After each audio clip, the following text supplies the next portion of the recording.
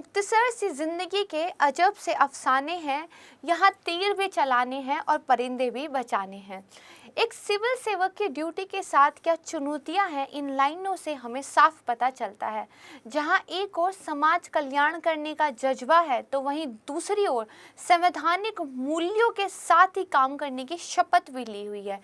जहां एक ओर देश में परिवर्तन लाने का जुनून है, तो वहीं दूसरी ओर कानून व्यवस्था ढांचे के तहत और इस ड्यूटी के साथ मिले प्रेशर के साथ काम करने की बाध्यता भी है।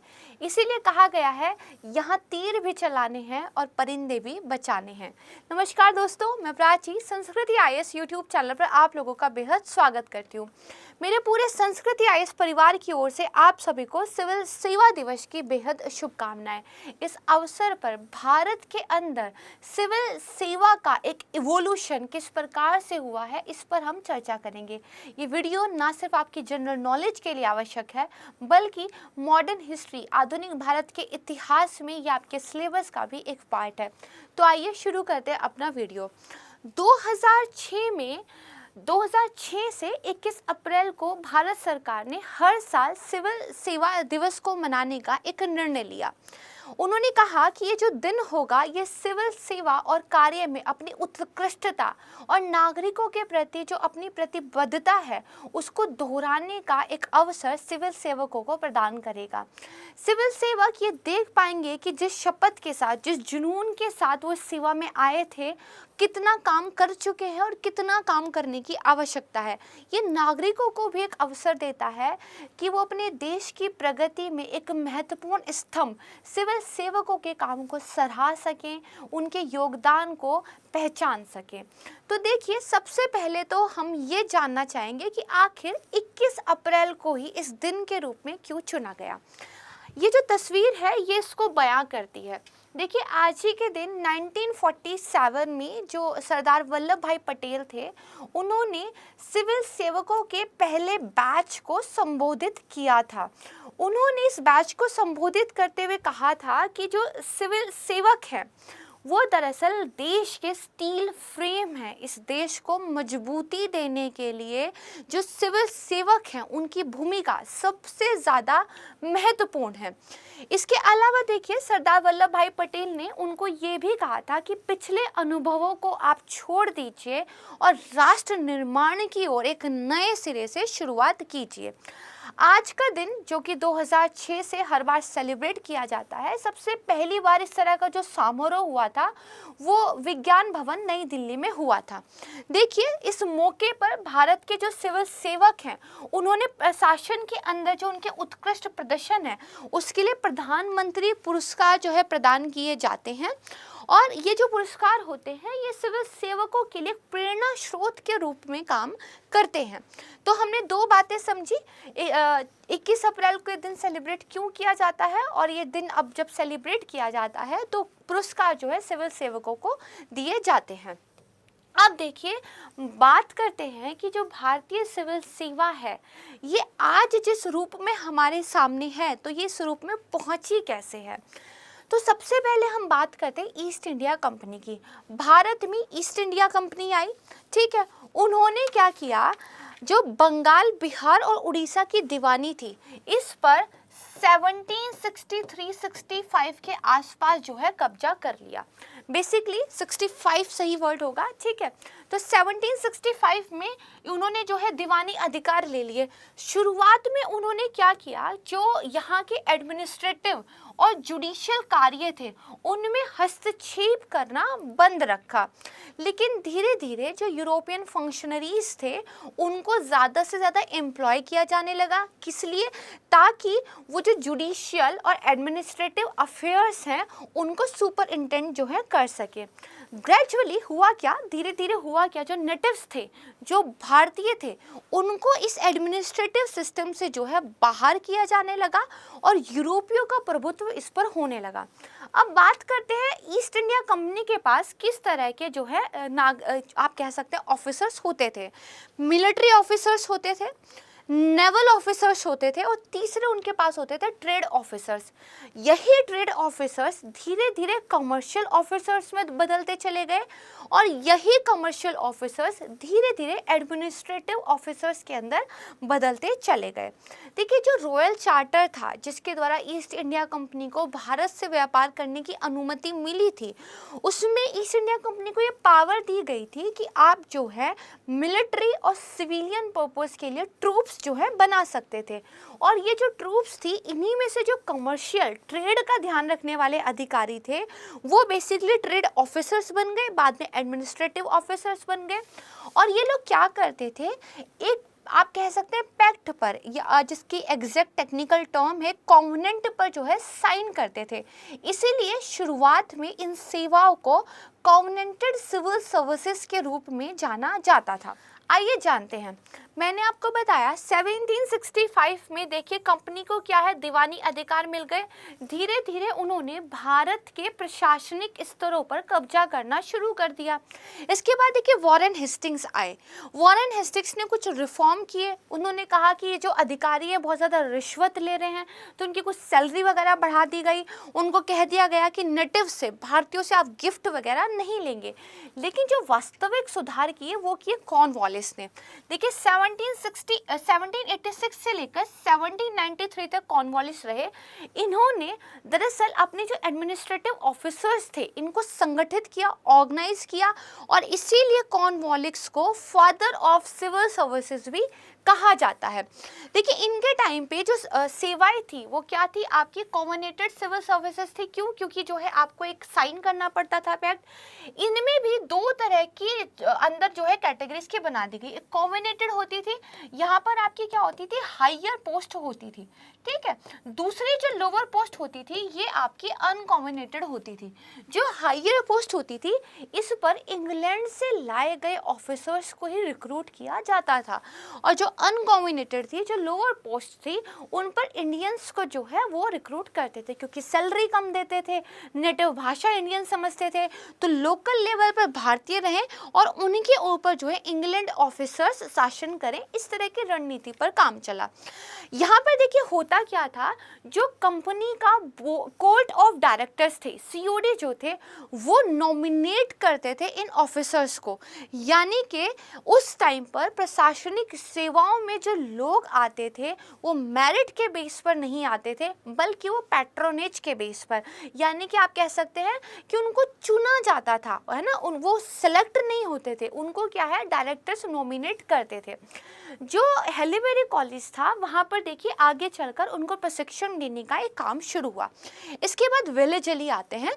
यहाँ पर देखिए 1798 से लेकर 1805 तक वेलेजली आए। वेलेजली ने क्या किया, एक फोर्ट जो किला था फोर्ट विलियम्स, वहाँ पर भारत के ही अंदर सिविल सेवकों की ट्रेनिंग देने का काम शुरू कर दिया। लेकिन जो कंपनी के डायरेक्टर्स थे उनको ये आइडिया कुछ खास पसंद नहीं आया, और 1805 में जब वेलेजली चले गए तो 1806 में अगले ही साल कोर्ट ऑफ डायरेक्टर्स ने इंडिया के अंदर ये जो फोर्ट विलियम्स था इसको क्या है अबॉलिश कर दिया, यानी कि ये वाला काम उन्होंने ख़त्म कर दिया। और जो लंदन में हेलीबेरी कॉलेज था वहाँ पर ट्रेनिंग देने का काम जो है शुरू हो गया। तो आपने देखा कि अभी एक तरीके से इन सेवाओं पर पूर्ण रूप से अधिकार जो है अंग्रेजों का है, और ये सब अभी ईस्ट इंडिया कंपनी के टाइम पर हो रहा है। आगे बात करते हैं। इसके बाद देखिए 1853 का एक चार्टर एक्ट आया। इस एक्ट में क्या कहा गया कि भाई एक ओपन कंपटीशन होगा, एक पेपर होगा, जो पेपर को क्लियर कर लेगा उसको जो है सिलेक्ट कर लेंगे। हालांकि इस ओपन कंपटीशन की बात 1833 के चार्टर एक्ट के तहत भी की गई थी, लेकिन इस पर कोई भी इम्प्लीमेंटेशन, कोई भी काम जो है नहीं हुआ था। अब जब ओपन कंपटीशन होने लग गया तो फिर अब ये भी तो हुआ ना, इस कंपटीशन को कराने का, इसका देखरेख करने की कोई संस्था भी तो होनी चाहिए। तो दरअसल 1854 इस टाइम पर एक कमेटी का गठन हुआ जिसको बोलते हैं मैकाले समिति। मैकाले समिति ने सिफारिश की कि एक ऐसा आयोग होना चाहिए जो इन सारे कामों की जो है देखरेख कर सके। इसीलिए 1854 में सिविल सर्विस कमीशन की स्थापना हुई, और ये लंदन में ही हुआ, क्योंकि अभी तक ट्रेनिंग भी लंदन में ही हो रही है और अब ये जो पेपर होने जा रहा है ये भी लंदन में ही होगा, यानी कि भारत के अगर किसी व्यक्ति को एग्जाम देना है तो उसको लंदन जाकर ही पेपर देना पड़ेगा। इसके बाद देखिए 1861 में उन्होंने क्या किया, एज को कम कर दिया और 22 साल जो है एज उन्होंने कर दी। लेकिन इतनी कम एज होने के बावजूद 1863 में सत्येंद्र नाथ टैगोर, जो कि रविंद्रनाथ टैगोर के भाई थे, इन्होंने इस एग्जाम को क्रैक किया और ऐसा करने वाले वो पहले भारतीय बने। इसके बाद देखिए 1878 में अगेन जो है एज को कम कर दिया और इसको एज को 19 कर दिया गया और दो और चेंजेस किए उन्होंने कहा, एक तो एग्जाम लंदन में ही होगा, दूसरा जो सिलेबस होगा उस पर जो ग्रीक और लैटिन क्लासिक है वही बेसिकली पूरा का पूरा होगा। आपको ग्रीक और लैटिन ही पढ़नी पड़ेगी, उसके बावजूद ही एग्जाम क्रैक करना पड़ेगा और एज भी उन्होंने कम कर दी। इसके बावजूद भारतीयों ने एग्जाम को क्रैक करना जारी रखा, जिसमें एक नाम आता है बिहारी लाल का और एक नाम आता है रमेश चंद्र दत्ता का, जिन्होंने बाद में एक बहुत फेमस बुक भी लिखी थी। उस बुक का नाम आप मुझे कमेंट सेक्शन में बताइएगा कि रमेश चंद्र दत्ता ने ये बुक कैसे लिखी थी। अब देखिए 1885 में एक चेंज आ गया। 1885 में चेंज क्या आया, जो नेशनल कांग्रेस थी इसका जो है गठन हो गया। अब राष्ट्रीय कांग्रेस का जब गठन हो गया तो इन्होंने अपनी और मांगों के अलावा सिविल सर्विसेज में रिफॉर्म करने की मांग भी करनी शुरू कर दी। अब थोड़ा सा वापस चलते हैं। देखिए 1857 का विद्रोह हुआ, 1857 की क्रांति से एक क्या महत्वपूर्ण चेंज हुआ, ईस्ट इंडिया कंपनी को भारत से हटा दिया गया और भारत को सीधे क्राउन के अंदर जो है कर दिया गया। इस टाइम पर महारानी विक्टोरिया की तरफ से जो घोषणा हुई उसमें उन्होंने कहा कि सिविल सेवकों की नियुक्ति में हम कोई भेदभाव नहीं करेंगे, एक ओपन कंपटीशन होगा, एग्जाम होगा। इसकी वजह से जो कोवेटेड सर्विसेज थी और अनकोवेटेड सर्विसेज थी इनका भेद खत्म हो गया, क्योंकि अब जो कॉम्बिनेटेड सर्विसेज थी उनके अंदर भारतीय भी सेलेक्ट हो सकते थे बशर्ते वो एग्जाम को क्रैक कर ले। तो ये एक टाइमलाइन यहाँ तरह की।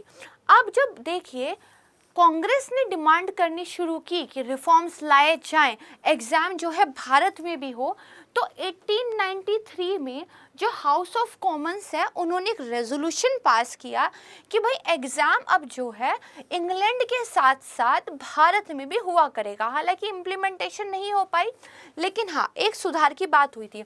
फिर देखिए 1919 का जब अधिनियम आया तो पहली बार भारत में परीक्षा जो है आयोजित की गई। 1919 के बाद 1919 के अधिनियम में तो सिर्फ सिफारिश की गई थी। इन सिफारिशों के बाद 1924 में ली कमीशन आया था।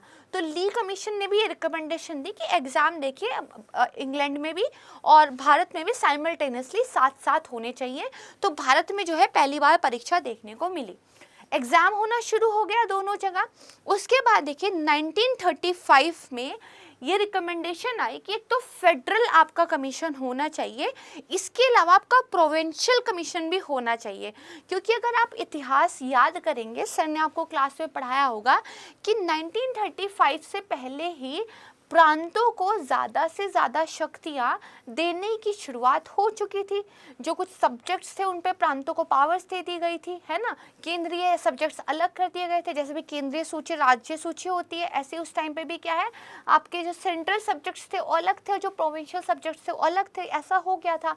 तो इसलिए कहा गया कि जो कमीशन है वो भी दो बनाने की ज़रूरत है, एक फेडरल सर्विस कमीशन, दूसरा प्रोविंशियल पब्लिक सर्विस कमीशन। ये चलता रहा। फिर देखिए भारत आज़ाद हो गया 1947 में। 1950 में हमारा संविधान जो है लागू हुआ और इसके साथ ही जो ये फेडरल पब्लिक सर्विस कमीशन था इसका नाम बदल के क्या कर दिया गया, यूनियन पब्लिक सर्विस कमीशन। तो अब जो यूपीएससी आया है, अब आ गया है, यही यूपीएससी वो है जो आज के टाइम पर आपका एग्ज़ाम कंडक्ट कराता है।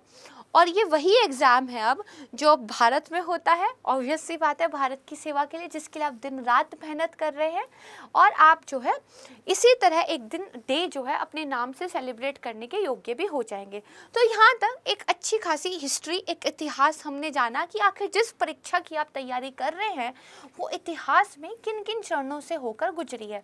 एक और नाम आप याद रखिएगा, सुभाष चंद्र बोस।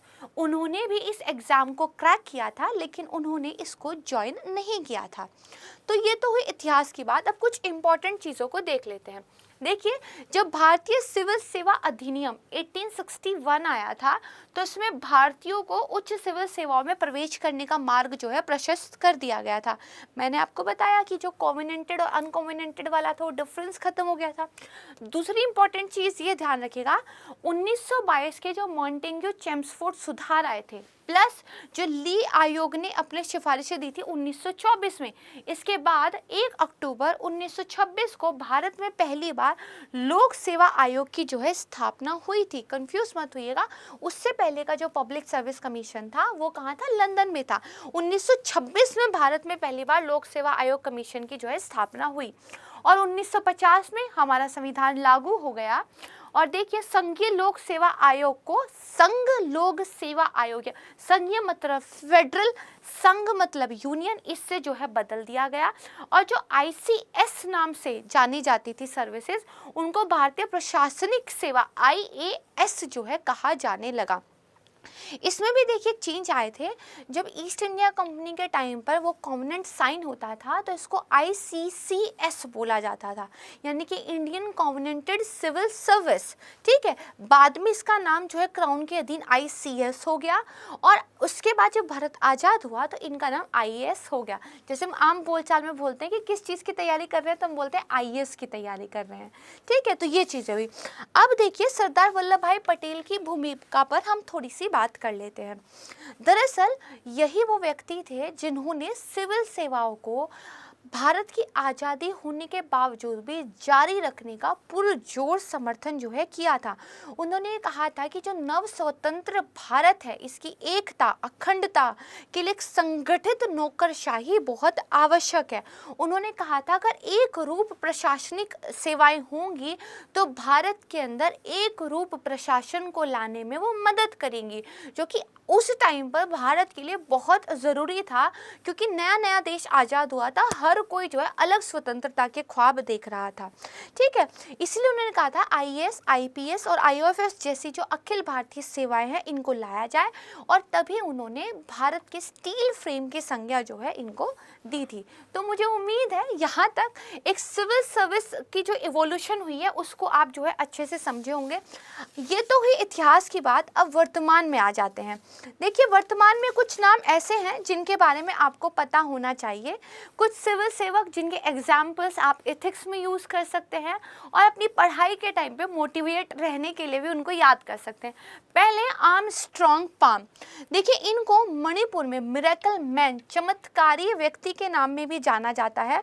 इनकी प्रसिद्धि इसलिए है 2012 में इन्होंने 100 किलोमीटर लंबी सड़क का निर्माण किया था और ये सब कुछ उन्होंने बिना सरकारी मदद के किया था। एक फेसबुक पेज के जरिए उन्होंने 40 लाख रुपए जुटाए थे और ये जो 100 किलोमीटर वाली सड़क है इसको पीपल्स रोड के नाम से जाना जाता है। 2012 में इनको IBN Indian of the year award भी सम्मानित जो है नामांकित किया गया था। 2015 में इनको प्रतिष्ठित IAS अधिकारी पुरस्कार से भी सम्मानित किया गया था। इसके अलावा जो ग्लोबल शेप कम्युनिटी है उसके संस्थापक भी हैं, जो कि वर्ल्ड इकोनॉमिक फोरम के तहत इम्फॉल का हब है। और इनको देखिए विश्व आर्थिक मंच यानी कि वर्ल्ड इकोनॉमिक फोरम के द्वारा 2018 के युवा ग्लोबल लीडर के रूप में भी घोषित किया गया है। दूसरा जो नाम आता है वो आता है P नरहरि का। इन्होंने देखिए विकलांगों के लिए, जो दिव्यांग जन होते हैं उनके लिए एक सुलभ इंफ्रास्ट्रक्चर बनाने पर इतना काम किया कि ग्वालियर में 95% इंफ्रास्ट्रक्चर ऐसा हो गया जहां पर दिव्यांग जन बहुत आसानी और सुविधा के साथ जा सकते हैं। इन्होंने कहा सीढ़ियों के साथ साथ आपको ऐसा भी इंफ्रास्ट्रक्चर बनाना चाहिए जहां पर एक व्हील चेयर पर चलने वाला व्यक्ति भी आसानी से जा सके। इसके अलावा इन्होंने महिलाओं, वरिष्ठ नागरिकों के लिए बहुत काम किया है। स्कूल में टॉयलेट इंफ्रास्ट्रक्चर के लिए इन्होंने बेहद काम किया है। तीसरा नाम आता है स्मिता सब्बरवाल का। हाल ही में आपने इनके बारे में न्यूज़ सुनी होगी कि तेलंगाना के मुख्यमंत्री ने इनको अतिरिक्त सचिव जो है नियुक्त किया गया है, और ऐसा होने वाली ये सबसे कम उम्र की जो है ऑफिसर है, ऐसी जिम्मेदारी संभालने वाली ये सबसे कम उम्र की अधिकारी है। देखिए, वारंगल में जब इनको नगर पंचायत आयुक्त नियुक्त किया गया था तो इन्होंने फंड फॉर योर सिटी ये एक अभियान शुरू किया गया था, जिसमें उन्होंने निवासियों से अपील की थी कि जो नक्सल प्रभावित एरिया है इसमें इंफ्रास्ट्रक्चर के लिए आप आगे आए, सरकार की तरफ ना देखें, पहले आप जो है कदम उठाएं तो फिर उसके पीछे बाकी सारी चीज़ें अपने आप होने लगेंगी। और उस अभियान के जरिए इन्होंने एक यातायात जंक्शन और एक फुट ओवर ब्रिज का निर्माण वहाँ पर किया था। इसके अलावा बहुत सारी ऐसी स्टोरीज हैं जिनके बारे में आप पढ़ सकते हैं। कुछ सिविल सेवक तो ऐसे थे जिन्होंने इस सेवा के पीछे अपनी जान भी दे दी। कुछ सिविल सेवकों के नाम के बारे में आप पढ़ेंगे कि उनका 13 साल का कार्यकाल था तो 12 बार उनका स्थानांतरण ट्रांसफर हुआ है। इन स्टोरीज से वाकिफ होइएगा, एथिक्स के पेपर और एसए में तो ये काम आएंगी ही। ये आपको एक जो हम लोग सोच रखते हैं कि सरकारी ऑफिसर बनने के बाद कोई काम नहीं करता, उस सोच से भी अलग करेंगे, क्योंकि अगर देश प्रगति कर रहा है तो हर किसी का इसमें कोई ना कोई योगदान ज़रूर है। जैसे कि मैंने अपनी वीडियो शुरू की थी उसी के साथ मैं ख़त्म करती हूँ कि मुख्तसर से ज़िंदगी के अजब से अफसाने हैं, मुख्तसर से ज़िंदगी के अजब से अफसाने हैं, यहाँ तीर भी चलाने हैं और परिंदे भी बचाने हैं। नमस्कार, धन्यवाद।